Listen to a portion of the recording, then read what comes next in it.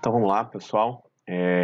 Na aula de hoje sobre fisiologia do exercício, módulo sistema muscular, nós vamos falar especificamente aí quais são os mecanismos moleculares responsáveis pela hipertrofia muscular.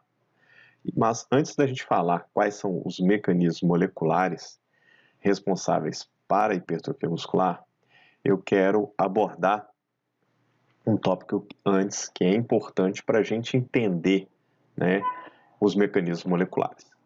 E o primeiro questionamento que a gente tem que responder é o que é necessário para acontecer, para ocorrer a hipertrofia muscular.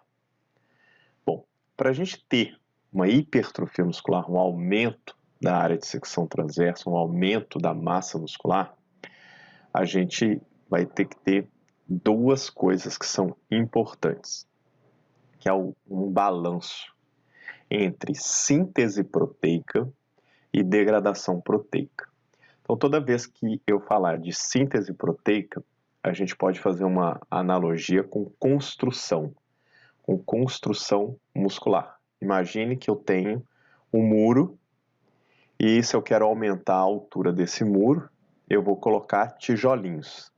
Então, a cada dia eu coloco um tijolinho, 2 tijolinhos, e aí à medida de passado o tempo, por exemplo, 1 mês, 2 meses, 3 meses, esse meu muro, eu colocando tijolinho todo dia, eu vou aumentar, né, o tamanho do muro, seja ele em altura, seja ele em comprimento. Então, fazendo uma analogia bem simples. Porém, existe também o que a gente chama de degradação proteica, que é o que a gente pode falar o seguinte, que eu vou destruir o muro, eu vou quebrar o muro. Então, essa hipertrofia muscular, ela vai depender de uma relação que eu tenha que ter mais síntese proteica e menos degradação proteica. Então, quando eu tiver essa situação, no qual eu tenho mais construção e menos degradação, eu consigo gerar hipertrofia muscular. Porém, o que vai garantir, né, esse maior, né, síntese proteica e menor degradação proteica? Isso vai depender de alguns fatores. Fatores externos ou exógenos e fatores endógenos. Dentre esses fatores que influenciam aí no aumento da síntese proteica e degradação proteica para gerar ao longo de um período de tempo a hipertrofia muscular, eu quero destacar alguns aqui. A gente tem, né, os fatores exógenos, tá? Que, por exemplo, é a dieta, a alimentação. Então, para você ter como resultado final hipertrofia muscular, a gente vai precisar de uma dieta adequada e individualizada para aquele específico indivíduo gerar hipertrofia muscular. E que tipo de dieta seria essa? Uma dieta rica em proteínas, então precisa ter uma quantidade ideal de proteínas e uma quantidade ideal de calorias, que é o que a gente chama aí de uma dieta com superávit calórico, ou seja, eu tenho que ingerir mais calorias do que eu consumo. Ah, professor, então se eu consumir muita caloria, eu posso engordar? Sim. Vai acontecer o quê? Junto com esse aumento de massa muscular, da hipertrofia muscular, você vai ganhar um pouquinho de massa gorda, de gordura corporal. Só que isso vai depender da composição da sua dieta. Se a sua dieta ela tiver com baixa quantidade de gordura, com baixo percentual de gordura, se ingerir pouca gordura, a quantidade de ganho de gordura que você vai ter ela é menor. Mas isso quem vai fazer é o nutricionista. Então, tem o papel da dieta. Agora, se eu faço uma dieta hipocalórica e com baixo teor proteico, eu não vou conseguir estimular adequadamente minha síntese proteica, consequentemente não vou ter hipertrofia muscular. Então perceba que eu tenho um papel fundamental da dieta e o profissional que é responsável por manipular a minha dieta é o nutricionista. E ele vai adequar essa dieta conforme cada pessoa e conforme o treinamento dessa pessoa e também conforme o objetivo. Porque em determinado período, por exemplo, do ano, algumas pessoas vão ter o objetivo de aumentar a massa muscular, outras vão ter o objetivo de definição muscular. Um outro fator importante que vai interferir na hipertrofia é o sono. Ou seja, eu tenho que ter um número mínimo de horas de sono e também uma qualidade de sono. Então, são dois fatores aí dentro do sono que interferem. O tempo de sono, isso varia de pessoa para pessoa, tá? Em média, varia aí de 6 até 8, 10 horas por dia, que é necessário. E a qualidade do sono também. Então, por exemplo, não adianta eu fazer sonos intervalados. Então, tem que ter o sono que eles chamam de sono REM. Por que é importante o sono? O sono, principalmente, é importante para fazer o quê? A reparação, a regeneração. E é nesse momento, né, que a gente está dormindo, que a gente brinca, né, que fala que a gente vai crescer, né? Que ali é o momento ali da reparação tecidual. O treino, ele é fundamental, porque é o treino que vai dar estímulos, tá? Estímulos mecânicos, estímulos metabólicos, e a gente vai discutir basicamente na aula de hoje como que o treino pode estimular, né? Quais são os mecanismos de vias de sinalização que ele faz para gerar hipertrofia muscular. E quando a gente fala em treino, existem vários tipos de exercício físico, volume de treino e intensidade do treino. Então, são fatores também que influenciam. E o último ponto aqui que eu quero ressaltar são os hormônios. E quando a gente fala em hormônio, a maioria das pessoas pensam em esteroides anabolizantes, mas eu não vou falar sobre esteroides anabolizantes. Eu vou falar dos hormônios, tá, que nós produzimos do ponto de vista fisiológico. Então, eu vou falar alguns hormônios e também algumas miocinas, tá? Que são específicas do músculo estriado esquelético. Em relação ao hormônio, eu vou falar bem superficial, porque a gente tem aí um módulo específico, que é o módulo de sistema endócrino. Então, aqui eu vou me atentar de modo mais superficial e focar mais na parte de mecanismo molecular para hipertrofia.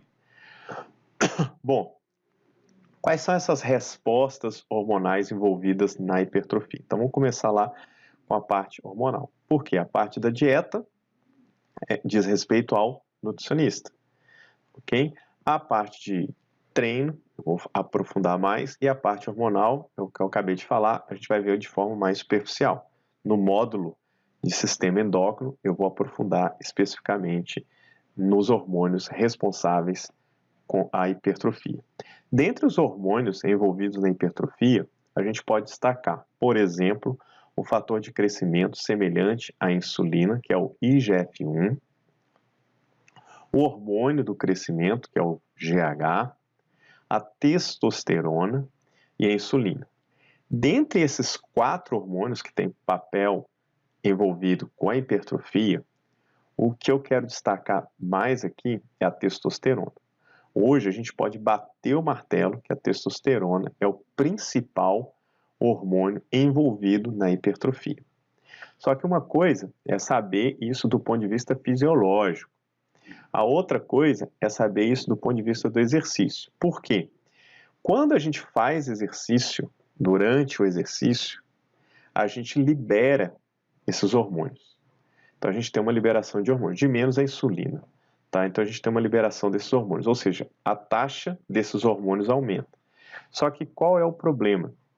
Que esse aumento hormonal, dos níveis hormonais de GF1, GH e testosterona, eles aumentam, mas eles não são tão expressivos a ponto, tá, de serem unicamente ou exclusivamente responsáveis pela hipertrofia muscular. Principalmente quando a gente compara, tá, essas quantidades, essas concentrações desses hormônios com indivíduos que usam esteroides anabolizantes à base, por exemplo, de testosterona. Para você ter ideia, quando a gente faz um treino de musculação intenso, a gente aumenta aproximadamente aí 2,5 até 4 vezes as concentrações de testosterona e IGF-1 até 9 vezes. E quando os indivíduos utilizam de forma exógena, tomam anabolizante, eles utilizam aí 500% até 1000% a mais na quantidade. Então não dá para a gente comparar. Por isso que a gente fala que esse efeito hormonal, quando a gente tem essa resposta aguda ao exercício, ele não tem um papel tão importante na hipertrofia. Agora, se o indivíduo tem uma deficiência nesses hormônios, aí sim vai interferir na hipertrofia do indivíduo. Então perceba, eu não estou falando que esses hormônios não têm papel nenhum na hipertrofia, eles têm. Só que a produção hormonal no indivíduo saudável, ela já é mais do que suficiente. E eu justificar que um treino de musculação aumenta a produção desses hormônios e otimiza a hipertrofia, isso não tem fundamentação teórico-científica aplicada, ok? Visto alguns casos em que o indivíduo não produz ou tem uma deficiência na produção desses hormônios, ok? Bom, além dos fatores hormonais, nós temos também as miocinas. As miocinas que estão envolvidas na hipertrofia. O que são essas miocinas? As miocinas, elas são hormônios que são produzidos pelo músculo estriado esquelético. E olha que interessante, na figura inferior, a gente pode observar que o meu músculo, ele produz esse hormônio, produz essa miocina. Essa miocina, ela pode atuar no próprio músculo. Quando ela atua no próprio músculo, por exemplo, o bíceps produz miocina, e essa miocina atua no próprio bíceps, a gente chama isso de efeito autócrino, porque está sendo utilizado pelo próprio músculo que produziu. Mas o bíceps pode mandar essa miocina para, por exemplo, para o tríceps, para o músculo vizinho. Então a gente tem aí uma ação parácrina, ou seja, quando eu tenho uma molécula, no caso uma miocina, que foi produzida num músculo, no caso o bíceps, e foi utilizada num músculo ou numa célula adjacente, numa célula vizinha, no caso o tríceps. Então eu tenho uma ação parácrina. E eu também tenho uma ação endócrina, que é o quê? O meu bíceps produziu uma miocina, essa miocina saiu do bíceps, caiu na corrente sanguínea, agora tem que estar na corrente sanguínea, e foi para uma outra célula, por exemplo, a célula do tecido ósseo. Então eu tenho uma ação endócrina. Então quando cai na corrente sanguínea, eu chamo aí, eu vou denominar de via endócrina. Então perceba isso. Na aula de hoje, a gente vai focar nas miocinas relacionadas aí à via autócrina e parácrina. Por quê? Porque eu vou descrever apenas as miocinas que estão envolvidas na hipertrofia muscular. Lembrando que as miocinas elas têm outros papéis no fígado, no tecido ósseo, no cérebro. Então tem diferentes outros tecidos também sofrem influência de miocinas que são produzidas no músculo estriado esquelético. Mas hoje a gente vai ver só autócrino e parácrino, ou seja, as miocinas que são produzidas no músculo e atuam no próprio músculo ou no músculo vizinho, no músculo adjacente. Então, dentre essas miocinas, existem várias. Eu vou citar aqui as que estão mais descritas na literatura. A primeira aí é o fator de crescimento mecânico, ou também conhecido aí como MGF. As interleucinas. Por que eu falo interleucinas? Porque são uma família de interleucinas. A mais conhecida na literatura é a interleucina 6. O fator de crescimento de hepatócitos, também conhecido aí pela sigla HGF. O fator inibitor de leucemia, que é o LIF. E a miostatina. Dentre esses fatores, o fator MGF, as interleucinas, o HGF e o LIF, eles são fatores, são miocinas, que estão relacionadas com crescimento, diferenciação e proliferação das células satélites. O que quer dizer isso? Que está relacionado com a síntese proteica. Então, essas miocinas vão estimular a síntese proteica. Por outro lado, a miostatina, ela é uma miocina que está relacionado com a inibição do crescimento muscular. Ou seja, ela não quer deixar o músculo crescer, hipertrofiar. Então, é um fator que vai limitar a hipertrofia muscular. Dentre as que estimulam a síntese proteica, aqui tem o pontapé inicial que dá, o pontapé inicial para gerar a hipertrofia, é a primeira ali, o fator de crescimento mecânico, o MGF. Então é essa que a gente vai focar mais na aula. E eu vou falar um pouco também, ao final da aula, sobre a miostatina. Bom, qual que seria o papel do MGF na ativação das células satélites? A gente já discutiu, né, o que são células satélites e aonde estão localizadas, mas é bom sempre relembrar que a célula satélite está ali na membrana da célula muscular, entre, né, a membrana basal e o sarcolema. Então a gente pode observar nessa imagem a célula satélite. Então ela está muito próxima aí à periferia. A célula satélite, quando ela é ativada, ela precisa ser ativada, porque imagine como que ela fosse uma célula dormindo, que é o que a gente chama de célula quiescente. Então ela precisa ser ativada. E quem que vai ativar? O MGF, o Mechanical Growth Factor, ou fator, né, de crescimento mecânico. Então, vamos imaginar, olha essa imagem aí. A gente tem um estímulo mecânico. Qual tipo de estímulo mecânico, professor? Contração muscular, ação muscular. Ação muscular excêntrica, ação muscular concêntrica, ação muscular isométrica. Então, toda vez que a gente faz ações musculares, ok? A gente vai o quê? Ativar as células satélites. Como? No nosso músculo, na nossa membrana celular, no nosso citoesqueleto, nas linhas Z, no disco M, nas estruturas da célula muscular, nós temos mecanosensores, ou seja, nós temos ali receptores sensíveis ao estiramento. Então, quando eu faço uma ação muscular, uma contração muscular, eu vou promover estiramento. Esse estiramento ele é percebido pelos mecanosensores, e aí esse estímulo mecânico, ele libera o MGF, que é o fator mecânico de crescimento, e esse fator mecânico de crescimento vai atuar onde? Lá nas células satélites. Então eu dou esse estímulo mecânico, libero o MGF vai ativar, tá, as células satélites, então tem uma ativação e uma proliferação, um aumento do número de células satélites. Consequentemente, essas células satélites vão aproximar do centro da célula muscular. Lembra que ele está na periferia, aproxima mais do centro das células satélites. Vai acontecer o quê? Uma fusão da célula satélite com a célula muscular. E aí, depois disso, começa o processo aí de reparação, regeneração. Se tiver maior atividade das células satélites, maior proliferação, eu saio ali da reparação e começo a gerar hipertrofia, ou seja, a minha reparação ela começa a colocar mais proteínas musculares, mais actina, mais miosina. Então eu tenho uma agregação de proteínas, né, contráteis maior para deixar o quê? Um aumento, para gerar um aumento da área de secção transversa. Então, do ponto de vista mecanicista, é assim que acontece a ativação das células satélites por meio do MGF.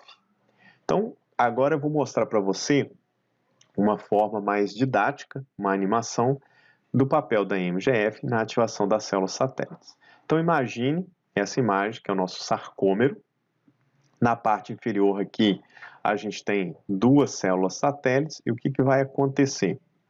Quando eu gero uma contração muscular, uma ação muscular, lá no meu sarcômero, ele alonga, ele encurta, lembra da teoria do filamento deslizante, eu vou liberar MGF, então eu libero o MGF, à medida que eu libero o MGF, ele vai ativar as células satélites, lembra que a célula satélite está ali próximo ali da membrana, então essas células satélites, elas estão dormindo, na hora que o MGF ele ativa as células satélites, ativou as células satélites, o que vai acontecer? Vai ocorrer uma proliferação das células satélites, vai aumentar o número de células satélites. Esse aumento das células satélites vai estimular uma cascata de sinalização para gerar aumento da síntese proteica.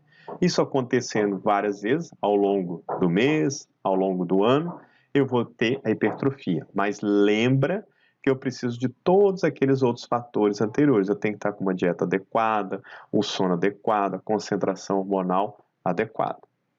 E esse estímulo mecânico, que eu acabei de falar, vai ser advindo de onde? Do treinamento, especificamente aí da musculação. E qual seria o papel das células satélites? Olha só, do ponto de vista didático, essa é uma célula muscular. E lembra que a nossa célula muscular ela tem vários núcleos, ela é multinucleada. Então, a gente pode observar em vermelho que essa célula muscular tem 4 núcleos. E eles estão localizados na periferia da célula. E eles estão dispostos, ok? De forma bem distribuída. Para quê? Se a gente pensar e fizer um corte ali, cada núcleo em vermelho está tomando conta de um quadrante. Ou seja, a gente tem 4 quadrantes aqui, ó. Então, esse núcleo da célula, ele é responsável por organizar essa região da célula. Esse outro núcleo da célula é responsável por organizar esse quadrante da célula e assim por diante. E mais na periferia a gente tem as células satélites. Bom, o que acontece? Quando eu gero uma hipertrofia, eu não aumentei a área de secção transversa, então eu aumento a área de secção transversa da minha célula. Mas olha o que está acontecendo. Se a gente dividir os quadrantes novamente, vão ter 2 áreas em que não tem núcleo celular para organizar, para comandar. Então, eu vou precisar de núcleos ali.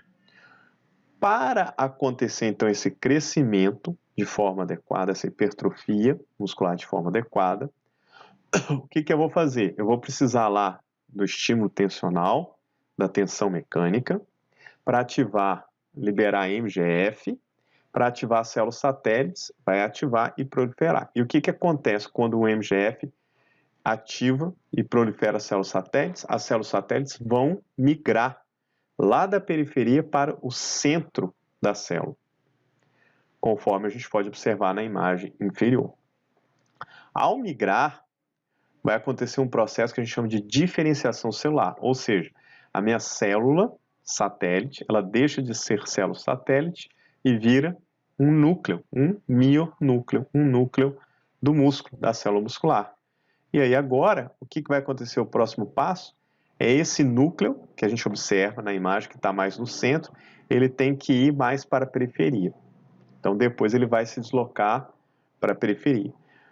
Geralmente, quando a gente observa esse processo aí de transição e a gente faz uma microscopia eletrônica, quando a gente observa os núcleos celulares no centro, a gente pode falar que acabou de acontecer, tá, a ativação das células satélites. E elas migraram para o núcleo, para o centro, e aí se diferenciaram em mionúcleos. E se a gente observar o gráfico acima, a gente tem no eixo Y, tá, o número de núcleos, de mionúcleos por fibra muscular, e no eixo X, o tamanho da fibra muscular, a área de secção transversa. E o que a gente observa? Que existe, sim, de fato, uma correlação. Ou seja, quanto maior a área de secção transversa da célula, quanto maior a área de secção transversa da minha fibra muscular, maior o número de núcleos. Então, eu preciso de mais, entre aspas, gerentes, vamos chamar nosso núcleo de gerente de área. Então, quanto maior a área de secção transversa, maior o número de núcleos que eu preciso ter para organizar, para, entre aspas, tomar conta da minha célula muscular. Então, existe sim uma correlação entre o número de mionúcleos, mionúcleos é o quê? O núcleo da célula muscular, lembra que é multinucleado, por fibra muscular e tamanho da área transversa. Então, quanto maior a área de secção transversa, maior o número de mionúcleos. Por quê? É importante eu ter mionúcleos para organizar a minha célula muscular. E isso vai ser ativado pela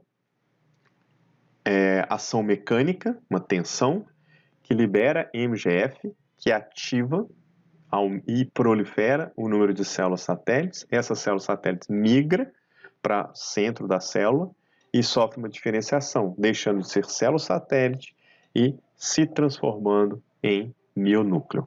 E aí depois, com o passar dos dias desse processo, esses mionúcleos eles saem do centro e voltam para a periferia, conforme a gente pode observar nessa imagem aqui. Então, esses mionúcleos aqui, eles vão sair daqui e vão se aproximar da periferia.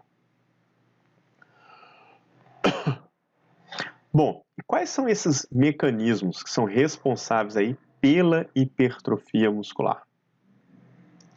Dentre os mecanismos responsáveis pela hipertrofia muscular, eu quero destacar 3. A tensão mecânica, a injúria muscular, mais conhecida aí, né, do ponto de vista popular como dano muscular, e o estresse metabólico. Então, toda vez que a gente dá um estímulo, por exemplo, musculação, tá? É o estímulo aí mais que otimiza a hipertrofia, a gente pode assim dizer. Então, toda vez que a gente faz musculação, a gente vai gerar esses 3 estímulos de forma simultânea.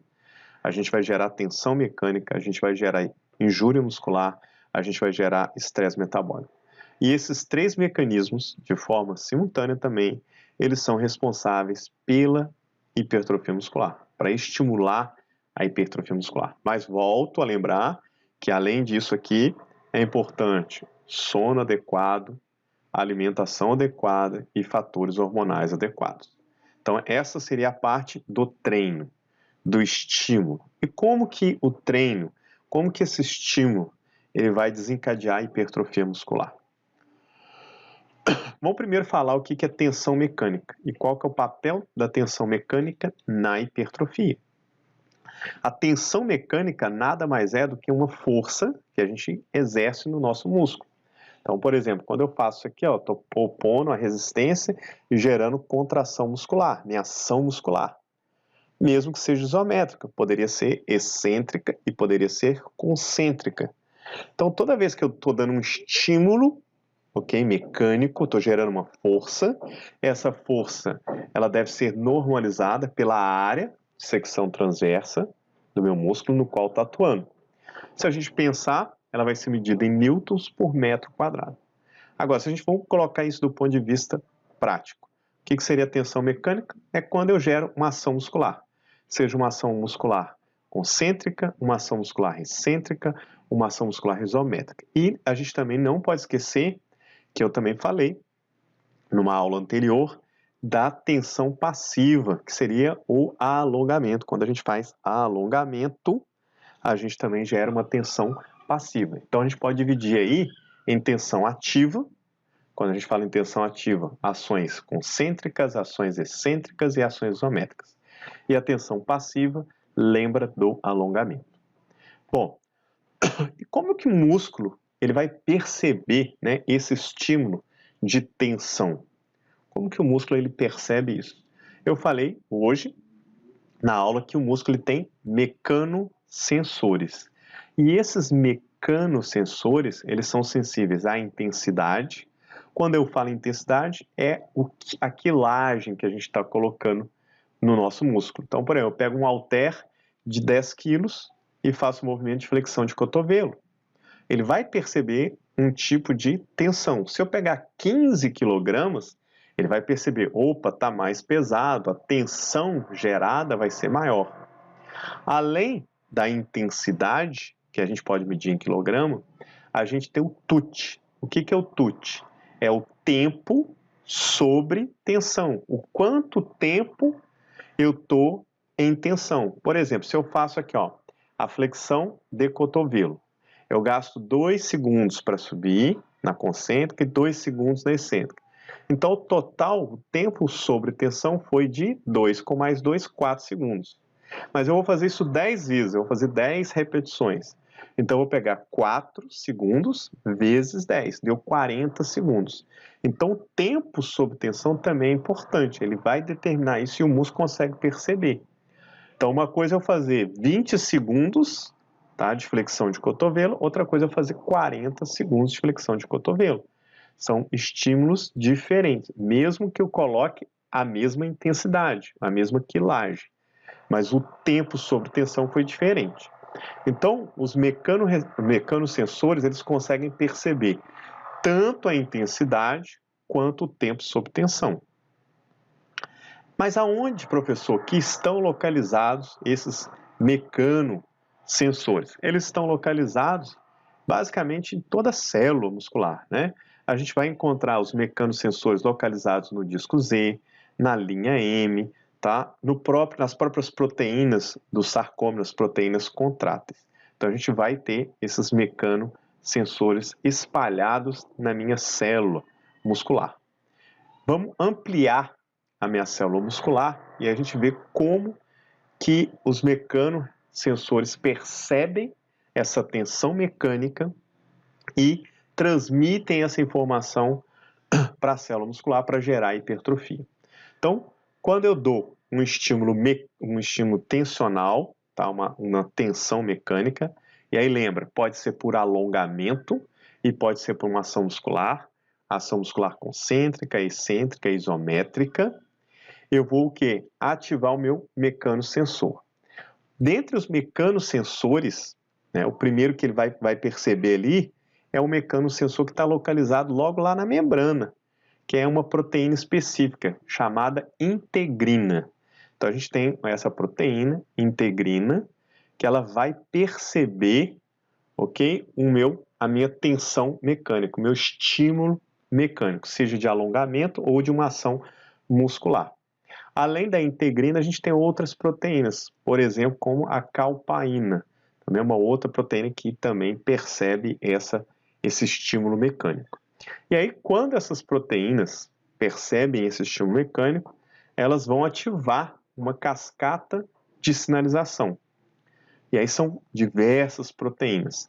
Essa cascata de sinalização vai chegar mandar essa informação até no núcleo, lá no meu mionúcleo, lembra lá que eu falei que cada pedacinho da célula muscular tem um núcleo responsável, vai pegar essa informação, o núcleo, e falar, opa, está tendo estiramento, está tendo tensão, estímulo mecânico, vai gerar o quê? Um fator transcricional, então vou ter um aumento da expressão gênica, consequentemente eu vou aumentar minha síntese proteica, eu vou aumentar minha produção de proteínas. E ao mesmo tempo ele vai inibir a degradação proteica. Ah, agora, professor, entendi.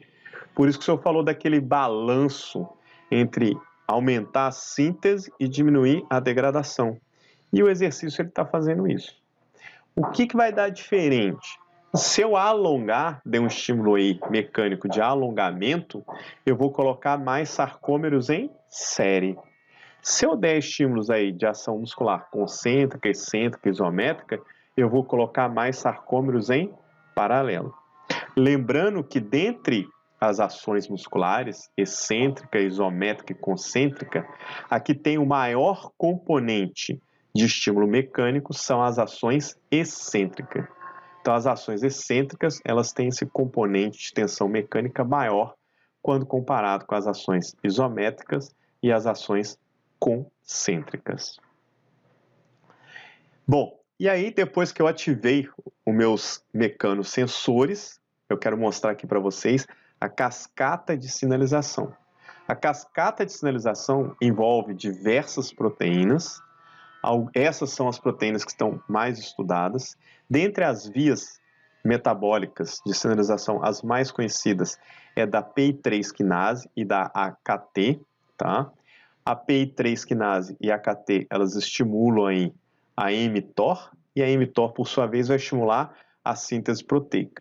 Ao mesmo tempo, a PI3 quinase e a AKT, elas vão inibir a degradação proteica via FOXO e MURF-F1 e MURF-FBX.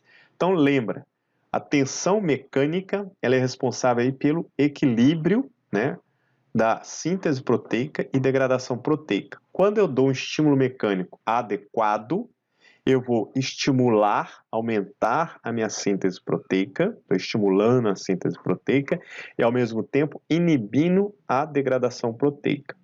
Via, predominantemente aí, PI3 quinase AKT, eu também tenho a via aí das MAP quinases e também tem a via aí da cálcio dependente, que é cálcio-calmodulina. também. Então, tem várias vias que vão interferir no aumento da síntese proteica e na inibição da degradação proteica. Isso tudo vai ser desencadeado aí pelo exercício, especificamente pela musculação, seja pelo alongamento, para aumentar o número de sarcômeros em série, seja por ações musculares concêntricas, excêntricas, isométricas, para aumentar o número de sarcômeros em paralelo. Lembrando que, dentre as ações musculares, a ação muscular excêntrica desempenha um papel maior na tensão mecânica, estimulando a síntese proteica e inibindo a degradação proteica. Bom, agora que a gente falou de tensão mecânica, eu quero discutir com vocês o estresse metabólico. Então, o segundo mecanismo é o estresse metabólico. E o que vem a ser o estresse metabólico? O estresse metabólico nada mais é do que o acúmulo de metabólicos induzido pelo exercício. Ou seja, durante o exercício físico, a gente produz mais de 4.000 metabólitos. Dentre esses metabólitos, o que é mais estudado e o que tem mais relação com hipertrofia é o lactato, o fosfato inorgânico e os íons de hidrogênio. E aí, uma pergunta que é muito comum. Qual tipo de treino gera maior estresse metabólico? Dentro da musculação, a gente tem diferentes tipos de treino. E aqui eu quero abordar especificamente a relação entre intensidade e volume de treino. Então, existe, na literatura, isso é bem descrito na literatura, apesar de já ter caído por terra, tá? Existe aquele treino que a gente fala treino de força, treino de hipertrofia e o treino de resistência. Mas lembra que isso aqui é apenas uma nomenclatura que foi utilizada no passado e ainda não foi mudado. Por quê? Antigamente se acreditava que se eu fizer 1 a 5 repetições, eu ganhava exclusivamente força. Se eu fizesse 6 a 12 repetições, eu ganhava hipertrofia. Se eu fizesse mais de 12 repetições, eu aumentava a minha resistência muscular. Só que atualmente a gente sabe que se eu fizer de 6 a 12 repetições, eu gero hipertrofia. E se eu fizer mais de 12 repetições, eu também gero hipertrofia e de forma semelhante ao de 6 a 12 repetições. E o que a gente pode bater o martelo é, se eu fizer de 1 a 5 repetições, eu tenho predominantemente ganho de força muscular. Mas por que eu quero mostrar isso aqui? Eu quero mostrar isso aqui para a gente ver as diferentes vias, os diferentes mecanismos que vão estimular a hipertrofia. Quando eu falei em tensão mecânica, a zona de repetições que estimula por meio da tensão mecânica é entre 6, 8 até 12 repetições. Agora, quando eu quero dar o estímulo por estresse metabólico, então eu vou colocar o quê? Menos peso e aumentar o número de repetições. Ou seja, eu vou treinar ali naquela zona ali que ele está chamando de resistência. Ou seja, se eu fizer lá 3 séries de 15 repetições, eu vou gerar um estresse metabólico maior quando comparado se eu fizesse 3 séries de 6, 8 repetições. Então perceba que eu quero falar o seguinte, é que os dois modelos aqui, tá, as duas faixas, as duas zonas de treinamento de 6 a 12 e mais de 12, elas hipertrofiam de forma semelhante. O que vai diferenciar é o mecanismo, ou seja, de 6 a 12 repetições, predominantemente aí via tensão mecânica. E acima de 12 repetições, via estresse metabólico. Então, se eu falar qual treino gera maior estresse metabólico, eu falo para vocês aí que é um treino no qual eu faço mais de 12 repetições, eu estou gerando um maior estresse metabólico, que vai ser responsável aí pela hipertrofia. Especificamente aí, por quê? Porque eu vou ter um acúmulo maior de lactato, fosfato inorgânico e íons de hidrogênio. Bom, mas como que o estresse metabólico ele estimula a hipertrofia muscular? O lactato, quando a gente faz um treino de musculação, aumenta a concentração de lactato, ele vai o quê? Vai inibir a atividade de uma enzima, especificamente aí a estona deacetilase. E o que que essa enzima, o que que essa histona deacetilase faz? Ela é um regulador negativo da hipertrofia. Então, se eu estou inibindo ela, eu estou inibindo qual cascata ali? A cascata de degradação proteica. Além disso, os íons de hidrogênio, o aumento nos íons de hidrogênio, quando a gente aumenta a concentração de íons de hidrogênio na célula muscular, o que que acaba acontecendo? A gente viu nas aulas anteriores que nós temos basicamente dois tipos de fibras, as fibras do tipo 2 e as fibras do tipo 1. Lembra que as fibras do tipo 1 elas são mais resistentes à fadiga? E as fibras do tipo 2 são menos resistentes à fadiga, elas são menos resistentes a baixas concentrações de pH. Então, o que que acontece? Quando eu tenho um aumento na concentração de íons de hidrogênio, diminui meu pH, diminuiu meu pH, o que que vai acontecer? Eu vou fadigar mais rapidamente as fibras musculares do tipo 2. E as fibras do tipo 1, elas são mais resistentes. Então, consequentemente, eu consigo estimular mais as fibras do tipo 1. Então, perceba que quando eu dou um treinamento que tem característica para gerar um maior estresse metabólico, eu acabo recrutando mais as fibras musculares do tipo 1. Por isso que é importante eu variar o meu treinamento ao longo aí do semestre, ao longo do quadrimestre ou ao longo do ano, que é o que a gente chama aí de periodização do treinamento, que é a parte aí organizacional do treinamento. E, além disso, né, esse estresse metabólico, ele também é responsável aí por aumentar o recrutamento das fibras musculares, que eu acabei de falar, né? Eu tenho aí uma, entre aspas, fadigas das fibras musculares do tipo 2, e aí eu continuo recrutando as fibras musculares do tipo 1. Eu tenho um aumento aí na minha resposta, né, hormonal, então o treinamento que gera uma resposta aí com estresse metabólico parece estimular mais a minha resposta hormonal. Eu tenho um aumento aí na produção das miocinas, que eu falei anteriormente na aula, um aumento aí e acúmulo de radicais livres, ou especificamente aí, espécies reativas de oxigênio, que também tem papel importante aí na hipertrofia. E quando eu gero um treino com característica aí para aumentar o estresse metabólico, a gente tem o que a gente chama de swelling celular, ou seja, um inchaço celular, que dá aquela característica aí da pessoa estar mais rígida pós-treino, que é aquele swelling, que é um inchaço muscular. E todas essas variáveis, elas têm uma relação direta ou indireta com a hipertrofia. E isso é otimizado ou principalmente desencadeado quando a gente gera um estímulo de treino capaz de aumentar o estresse metabólico. E, por último, o último mecanismo é o que a gente chama de dano muscular, que é o nome mais popularmente conhecido, mas o nome técnico, científico, é injúria muscular. Qual que seria o papel, né, da injúria muscular, do dano muscular na hipertrofia? Bom, a injúria muscular ou dano muscular é o quê? São microlesões, pequenas lesões no músculo, especificamente aí no sarcolema, na lâmina basal, no tecido conjuntivo, nos elementos contráteis da célula muscular e no citoesqueleto. Tá? Pode ser em cada um desses ou em todos ao mesmo tempo. Vai depender do tipo de treino, do tipo de ação muscular, do nível de treinabilidade do paciente ou do cliente.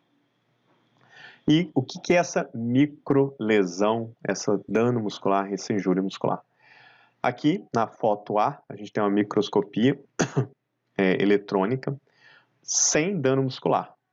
E aí esse indivíduo foi submetido a um treinamento, tá? A musculação, especificamente a ações excêntricas. As ações excêntricas, elas geram maior dano muscular, geram uma maior injúria muscular. E aí a gente observa essas duas regiões destacadas em círculo vermelho, em que a gente observa aí a microlesão, a injúria muscular, o dano tecidual, caracterizada aí por uma desorganização dos sarcômeros, um rompimento sarcomérico.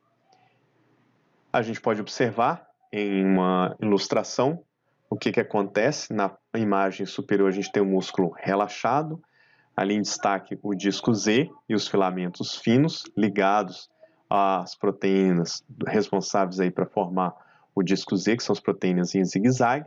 E aí quando a gente tem uma ação muscular, especificamente uma ação muscular excêntrica, que vai estirar o máximo, e isso acontece de forma em diagonal, o que vai acontecer?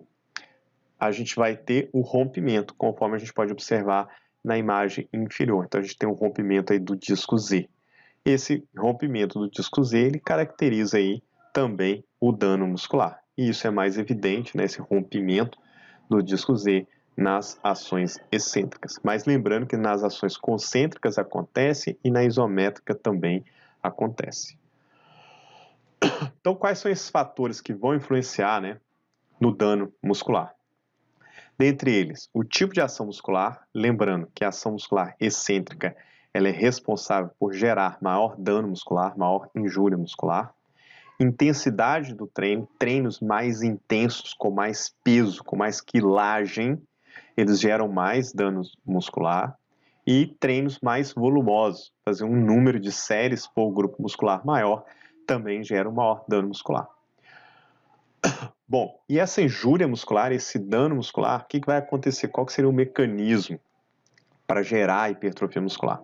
Quando eu tenho esse dano muscular ocasionado por um treinamento, especificamente aí de musculação, eu vou gerar esse dano muscular vai aumentar a minha atividade de macrófagos e linfócitos, ou seja, eu vou ativar o meu sistema imunológico, e a ativação de macrófagos e linfócitos vão ativar quem? As células satélites. Então vai promover uma ativação, proliferação e diferenciação das células satélites. Então perceba que todos os fatores que a gente falou anteriormente, eles são interrelacionados, né? O estresse metabólico, o dano muscular e a tensão mecânica. Ou seja, eles vão desencadear a ativação das células satélites. E depois que ativou as células satélites, eu tenho uma proliferação e depois a diferenciação das células satélites.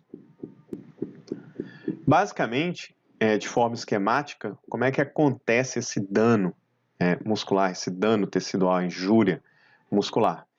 Imagine que eu tenho aqui um sarcômero íntegro, né? E eu tive uma microlesão, uma lesão que rompeu ali o meu disco Z. Quando eu tive essa microlesão, eu vou ativar o meu sistema imunológico, então eu vou aumentar o número aí, né, e a atividade de linfócitos e monócitos, macrófagos.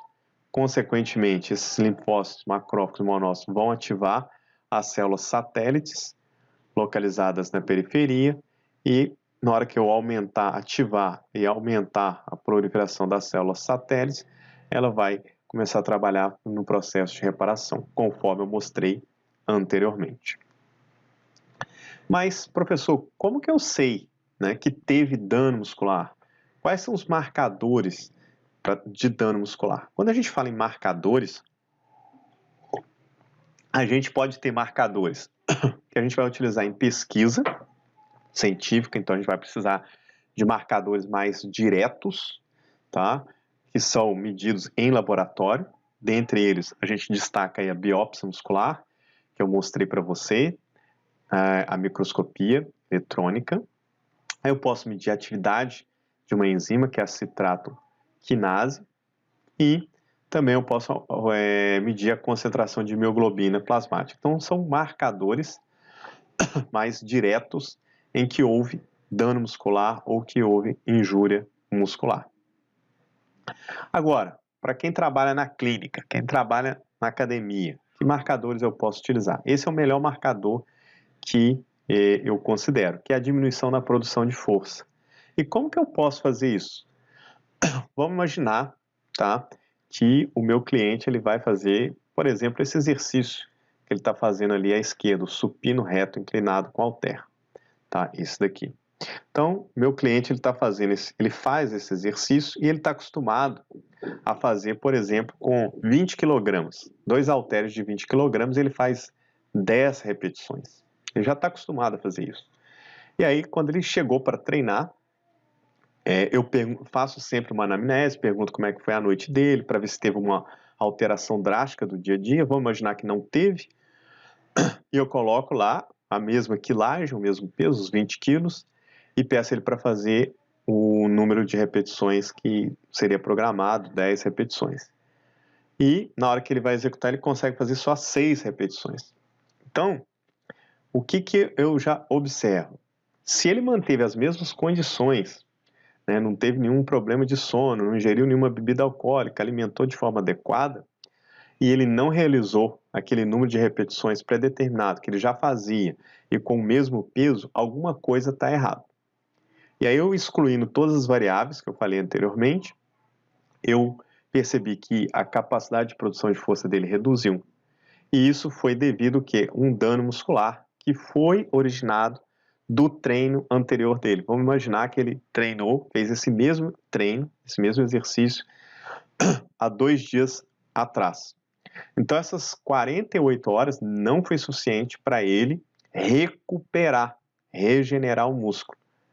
Então o que a gente vai ter que fazer na prática? Eu vou ter que reduzir a carga de treino, vou ter que reduzir o peso dele. Então, ao invés de eu colocar lá os 20 quilos, eu baixo para 16 quilos e aí eu vejo se ele consegue manter o número de repetições. Então, isso é muito prático, é barato, né? Você não gasta nada, basta ter esse conhecimento e saber fazer uma anamnese, perguntar a ele o que ele fez no dia anterior e ter o controle do treino dele também, eu saber quando que ele tinha feito esse treinamento. Além disso, eu posso observar rigidez e inchaço muscular. Então eu posso fazer por método de palpação para ver a musculatura se ainda está rígida, se está inchado. Então isso também é uma resposta, mas é uma resposta muito aguda, tá? É pouco tempo que se permanece rígido e inchado o músculo. Eu posso também palpar, só de palpar eu observo essa dor, que é o que a gente chama de dor muscular de início tardio. Então isso é muito comum, principalmente em pessoas que nunca treinaram, né, iniciantes e vão para academia, treino, e aí no outro dia, ou 48 horas depois, né, 24 a 48 horas, não está conseguindo nem andar, né? Ou seja, está cheio de dor muscular tardia. Isso é porque teve muito dano muscular, muita injúria muscular. Acontece em indivíduo treinado? Acontece também, mas para acontecer essa dor muscular de início tardio tem que ter uma variação grande de treino. Ou seja, variar os exercícios, variar o tipo de estímulo. Uma outra coisa que a gente pode também usar é a frequência cardíaca, tá? Mas a frequência cardíaca, ela não é uma resposta muito adequada, principalmente na musculação, ok? Mas a gente vai ter um aumento aí da frequência cardíaca em exercícios de baixa intensidade e aumento da produção de lactato. Só que a produção de lactato, na prática, né, do dia a dia, não dá para ficar coletando lactato, né? Não é muito barato. Então, o que eu vejo aí, o melhor marcador seria a própria redução da produção de força e fazer a palpação, ver rigidez, inchaço muscular e a dor muscular. Perguntar, né, o paciente, o cliente, se ele está sentindo dor muscular e próprio palpando, ele vai perceber um desconforto também. E, claro, tem os fatores relacionados à idade, né? Se a gente pensar nos fatores que eu destaquei na aula de hoje, a gente falou de células satélites, do MGF, da testosterona. E esses fatores relacionados à idade, eles são diferenciados. Especificamente, a gente vai ter uma maior produção de testosterona em indivíduos aí na faixa etária de 18 até 25 anos, de células satélites maduras nessa faixa etária e, consequentemente, quando a gente faz um treino adequado, a gente tem uma maior liberação de MGF também nessa faixa etária. Por isso que a gente brinca, né, que a faixa etária para otimizar a hipertrofia é entre 18 até os 25 anos de idade. Depois a gente começa a observar uma queda. E antes disso, principalmente por falta aí de produção de testosterona, olhando aí quando o indivíduo é criança, né, antes da puberdade. E à medida que a gente envelhece, né, a gente já tem uma redução da produção de testosterona, da atividade das células satélites e o próprio sedentarismo que diminui aí esse estímulo via MGF. Bom, então, resumindo aí os mecanismos responsáveis pela hipertrofia, a gente tem que a musculação, sim, de fato é um melhor estímulo para gerar hipertrofia, e ela gera como? Por meio de tensão mecânica, injúria muscular e estresse metabólico. Lembrando que por injúria muscular ou dano muscular é por meio da ativação de macrófagos e linfócitos, que é responsável pela proliferação e diferenciação das células satélites. Do estresse metabólico, aumento do recrutamento de fibras musculares, aumento da liberação hormonal de miocinas, maior produção das espécies reativas de oxigênio, o swelling celular, que é o inchaço celular, e também a hipóxia ou isquemia. E a tensão mecânica por ativação dos mionúcleos. Todos esses fatores eles atuam de forma conjunta para gerar a hipertrofia muscular. E a nossa última pergunta, qual seria o papel da miostatina na hipertrofia muscular? A miostatina, ela foi descoberta em 1997, não é muito antiga, tá? É relativamente recente. Ela foi descoberta por dois pesquisadores, o McFarrell e o Lee, né, ambos pesquisadores da Universidade de Johns Hopkins, e eles descobriram que a miostatina ela atua em proteínas regulatórias do ciclo celular e diferenciação celular, fazendo o quê? A miostatina inibindo o crescimento muscular. Então, ela inibe a hipertrofia.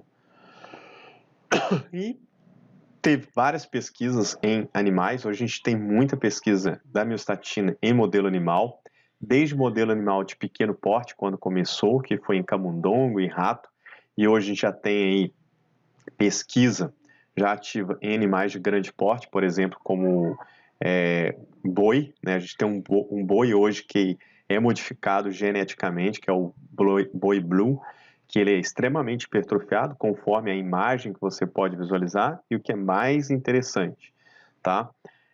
Esse boi foi produzido para aumentar, né, a quantidade de carne, ou seja, é gado de corte, e o que é legal, esse boi não precisa fazer supino, não precisa fazer leg press para ter, né, um glúteo desenvolvido com massa muscular avantajada, conforme a gente pode observar nessa imagem. Então, ou seja, não precisa treinar e a gente fica assim. E aí você deve estar se perguntando, pô, então, professor, seria bem legal a gente ter miostatina e a gente usar a miostatina a nosso favor, né? No caso, inibir a miostatina para a gente hipertrofiar e não precisaria mais treinar. E aí, o que aconteceu? Em 2004, foi relatado uma criança que nasceu com a mutação da miostatina, ou seja, ela não produzia miostatina. E aí a gente tem essa imagem, tá? Dessa criança em 2004. Na época, se eu não me engano, ela tinha 4 anos. Tá? E a gente pode observar aí o quadríceps, né, hipertrofiado, a panturrilha hipertrofiada. Então a gente tem aí ela com 7 meses, uma foto com 7 meses, vasto lateral, vasto medial, reto femoral extremamente hipertrofiada e sem treinar. E porque ela nasceu, né, com uma mutação no qual ela não produzia a miostatina. Só que aí você deve estar me perguntando, professor, o que aconteceu com essa criança hoje? A gente não tem mais relato nenhum na ciência, tá? Eu sempre procuro, a gente não sabe o paradeiro dessa criança, se ainda está vivo, mas quando esse artigo foi publicado, uma coisa que a gente tem que relacionar, né, é que o receptor, né, para miostatina, ele não é só músculo estriado esquelético específico, ele é músculo cardíaco. Então, na época, a gente não tinha nenhuma evidência, mas o que os médicos suspeitavam era que, além, né, de ter um crescimento do músculo estriado esquelético, ia aumentar também o coração. Então, até que ponto o coração do indivíduo ia aumentar e ia conseguir manter a funcionalidade. Então, devido a isso, não se utilizou ainda a miostatina em humanos, vem sendo utilizada só em modelos animais, porque eles são animais de abate. Então, não sabe quais são as consequências de inibir a miostatina a longo prazo. Quando eu falo a longo prazo, imagine uma pessoa com 70 anos, 80 anos com miostatina inibida.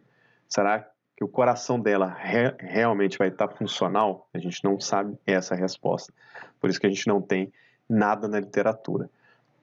E foi interessante que esse trabalho foi publicado numa das maiores revistas da área médica, mas infelizmente a gente não tem mais nenhuma notícia aí sobre essa criança. Bom, além disso, né, nesse trabalho existem alguns possíveis mecanismos aí da miostatina. Como que a miostatina ela atua? Basicamente, né, ela atua na indução da morte celular, ou seja, ela faz as células musculares morrerem, ela estimula a morte da célula. E ela inibe a proliferação das células satélites. Lembra que eu falei na aula de hoje que para ter hipertrofia, para ter síntese proteica, eu preciso ter proliferação das células satélites? A miostatina ela vai inibir isso.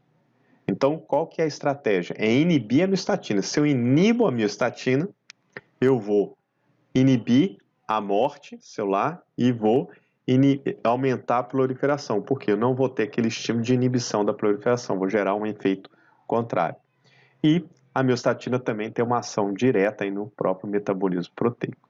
Então, a ideia que se surgiu na época é, se eu inibo a produção de miostatina, eu consigo reverter todos os fatores aí desencadeados pela miostatina. E isso foi feito em modelo animal, conforme eu mostrei anteriormente, e gerou, de fato, aumento da massa muscular, hipertrofia muscular em modelo animal, tanto modelo de pequeno animal de pequeno porte quanto animal de grande porte. Já foi feito isso também em cachorro. Então, se você pôr no Google miostatina e cachorro e imagem, vai aparecer vários cachorros que foram modificados geneticamente. Bom, e se você for nas lojas de suplementos, vocês vão encontrar um suplemento que é o chamado aí Miostat, tá? No qual eles juram de pé junto que esse Miostat inibe a miostatina. Mas eu vou adiantar para vocês que é pura balela, é pura enganação. Ou seja, a gente não tem nenhum suplemento que vai inibir a miostatina. Tá? Então isso é tudo aí, marketing para a mídia tomar o seu dinheiro ou tentar criar uma falsa sensação aí de falar, eu vou tomar isso e vou aumentar minha massa muscular. Mas a gente não tem nenhuma evidência científica de qualidade que mostre algum suplemento que inibe a miostatina. Bom, e o futuro? O futuro é o que eu sempre brinco, é sobre doping genético.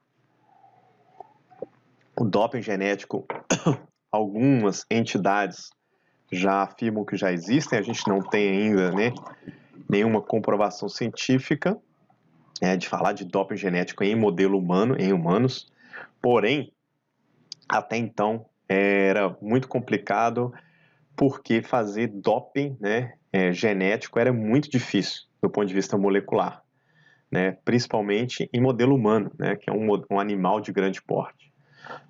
E a gente não sabe nem as consequências. Porém, agora em 2020, quem assistiu o Prêmio Nobel de Química, a gente viu aí duas mulheres, a Manuela e a Jennifer, que elas ganharam o Prêmio Nobel de Química porque elas desenvolveram uma técnica de edição gênica.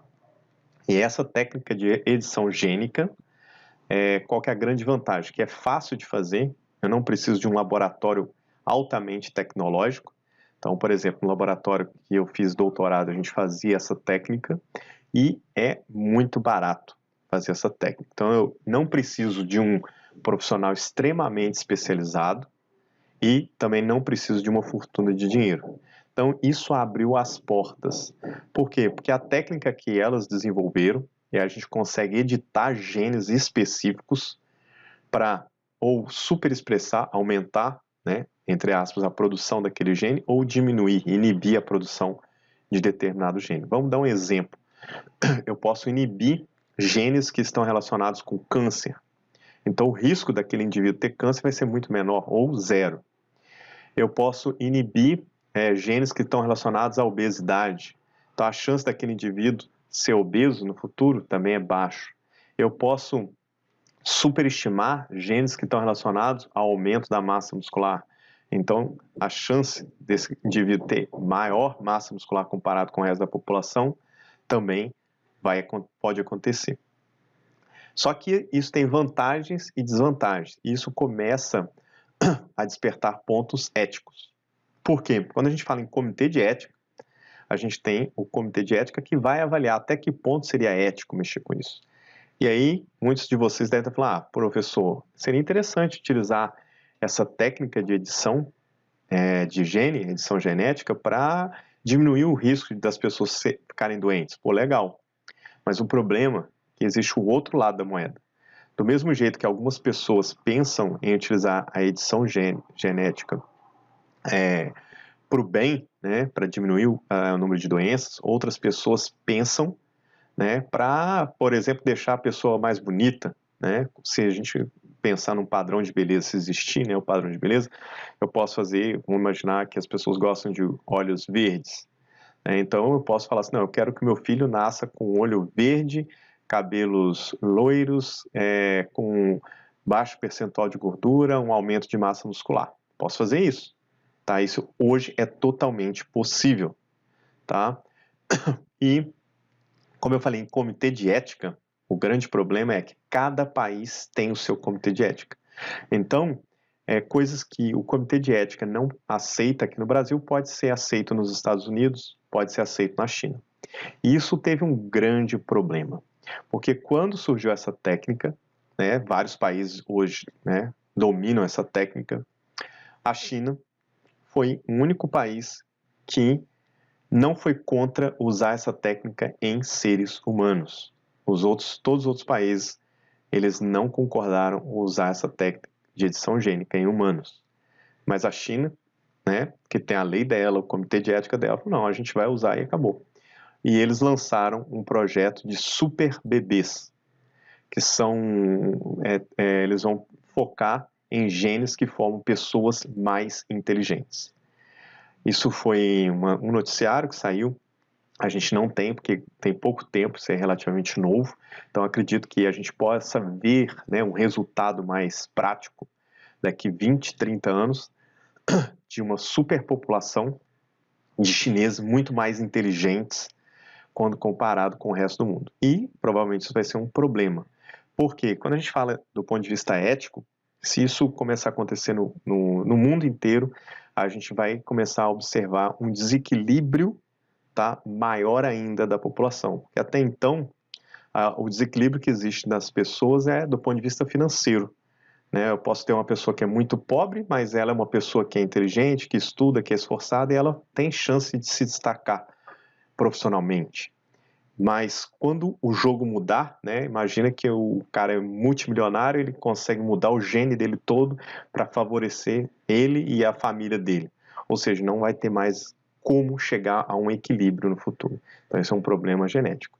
Então eu brinco, né? E o futuro a gente pode imaginar, né, uma pessoa aí mudando, fazendo uma edição gênica, e aí você pode ter o físico que você quiser, o nível de inteligência que você quiser, apenas mudando um gene e relativamente pagando alguns dólares para ter essa mudança.